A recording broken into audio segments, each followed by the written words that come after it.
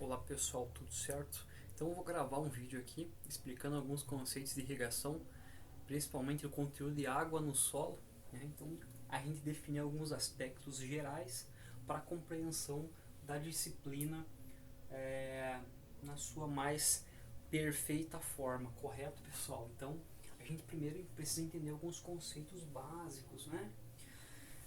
Primeiramente a gente precisa entender o que é capacidade de campo. A gente precisa diferenciar capacidade de campo de saturação do solo, né? Porque muitas vezes a gente fala, o que é a capacidade de campo? Quando todos os poros estão preenchidos. Isso é uma afirmação incorreta. Por que é incorreta a gente vai entender agora. Então a gente pode fazer aqui, vou apagar tudo isso aqui, a gente pode fazer um desenho de um perfil do solo, correto? Então eu vou fazer um perfil e é como se fosse um gráfico aqui, tá pessoal?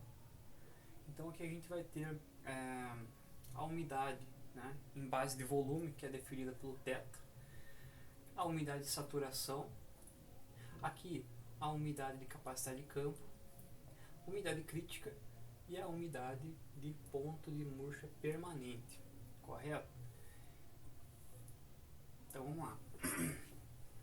Esse intervalo aqui, ó, entre a umidade de saturação e a umidade de capacidade de campo, ela diz respeito à água gravitacional. E essa água gravitacional, o que vai acontecer com ela? Ela vai sofrer ação da gravidade e vai sofrer drenagem profunda. Então essa água não é utilizada pelas plantas. Qual que é a água que é utilizada pela planta?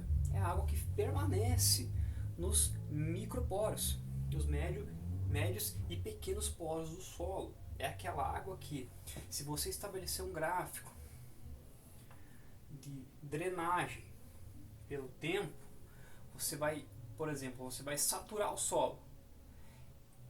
Esse solo aqui, ele vai sofrer uma drenagem muito grande.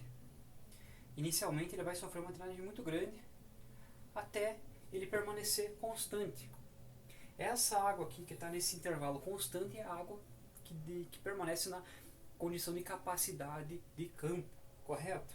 Então esta água aqui desse intervalo é a água gravitacional que vai embora do solo.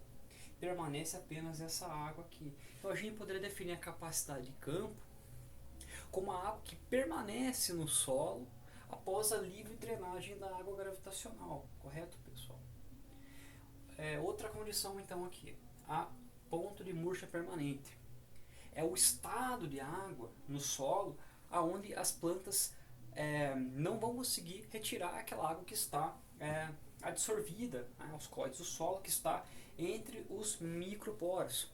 Então a tensão para você retirar aquela água do solo é tão grande que as plantas não conseguem retirar. Então esse intervalo, embora ele tenha água, o intervalo entre ponto de murcha permanente e umidade crítica, embora ele tenha água, este intervalo é dito um intervalo de déficit hídrico, por conta justamente da alta tensão que tem que ser submetida a essa água para ela ser retirada do solo, correto? Então, entendido esses conceitos, agora a gente vai discutir um pouco sobre curva de retenção de água no solo.